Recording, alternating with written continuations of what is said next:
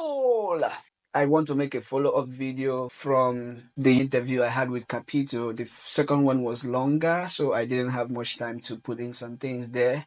You can see part 1 and part 2 here in my page on Facebook. The YouTube link will be here, just up there.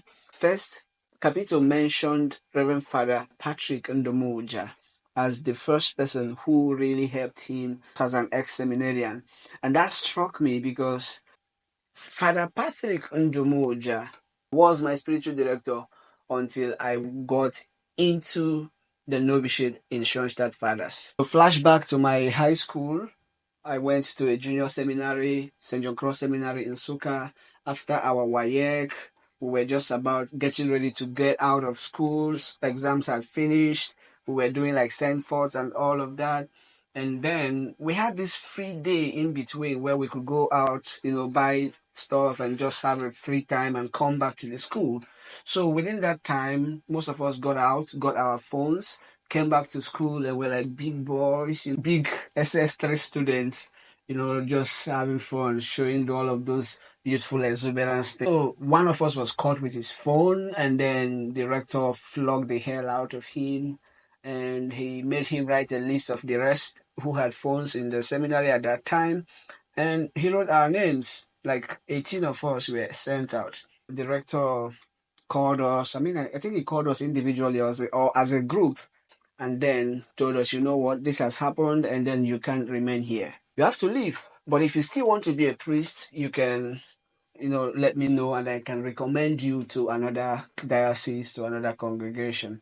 So yeah, that's how I left. That's how I was expelled from the junior seminary. I'm not driving any glory from sharing all of these stories there, but if it's going to help any ex-seminarian who was expelled to get themselves and feel like, no, you know what, I'm not alone. You're not alone. After a year, I was still desiring to be a priest. Somehow I got to meet Father Patrick Ndum Ujah. And because my family was not supporting me at the time to be a priest anymore, because they had just come out from this shock of me being expelled. So they said, like, we're not doing that. You're not going there. You're not going back there. And I just was very convinced that I wanted to be a priest.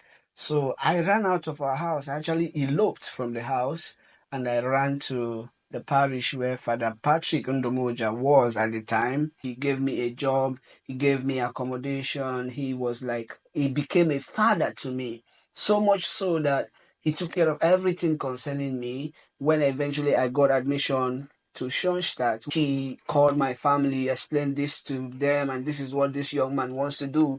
So my family came to the parish house and allowed me to go. And that's the story. Father Patrick Ndum Ujah has been my sponsor, my spiritual director, until I went to Schoenstatt. Each time I came back for holidays, I would go to his parish, and from there I would go home, see my people. So when JP mentioned Father Patrick Ndum Ujah, I was just, my God. I actually called him and I played the audio of what JP said. So everybody who is waiting for a proper time to celebrate somebody who has done something to them, that's okay. However, a text message, a word of thanks can still go a long way to start that process.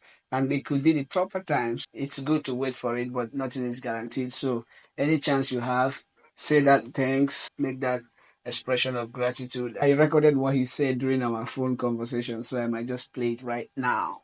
It's a kind of gospel you preach. Sometimes some people that feel they have arrived has no regard for the wretched of the earth. They have no regard for ex-seminarians, as if to become a priest is the best or bestest thing one would ever achieve in life. No. Take it or rake. We have division of labor in our existential field. Father Patrick Ndum Ujah is not the only priest who's helping ex-seminarians. There are lots of priests who are helping ex-seminarians to get their feet. They don't speak. Nobody hears about them. So it would seem like I just started talking about the welfare of ex-seminarians. Yes, I just started talking about it, but there have been lots of people who have been in these jobs. One important thing I noticed in Capito's interview, it's always easy for ex-seminarians to name those who helped them. If you're blessed, you get some people who would believe in your story, believe in your vision, and still support you. That is very rare. You could see how JP could just run through those names. It's not easy to forget anyone because you are in such need that any single help counts. So every person who remembers to help you as an ex-seminarian, you rarely would ever forget. And that's the experience I have too. Like I had mentioned just 3 people or 4 because that's just it. I mean, there's never anywhere I could forget anyone else because it's almost like nobody cares. So what am I doing? This is an awareness to say, hey guys, please remember that when you help an ex-seminarian, you also helped a child of God. Because most people will be like, I'm going to give to a priest or to a pastor, so I can receive the pastor's or the minister's reward. That's fine. Capito also says something about ex-seminarians not rebelling or fighting against the church. You see how he said we should pray for the church, and then he went ahead to advise the formators, and that's really what I'm doing on my page. Some people think I'm here to rebel against the church or to fight the church. You're wasting your time. I am in this church. I'm not going anywhere. You understand me? You understand me? I'm not going anywhere. We have to talk about this. We have to have these conversations because by expression, healing begins to happen. And I'm not talking about miraculous healing in any way. If it happens, thanks be to God. But I'm talking about some kind of psychological healing where people begin to have some outlets. A lot of people have come to my page to express their experiences, and you never can tell if they've ever had that chance to express such experiences before. So this page is geared towards celebrating my graduation in May, and what I've studied is a master's in theology. So I'm doing contextual theology.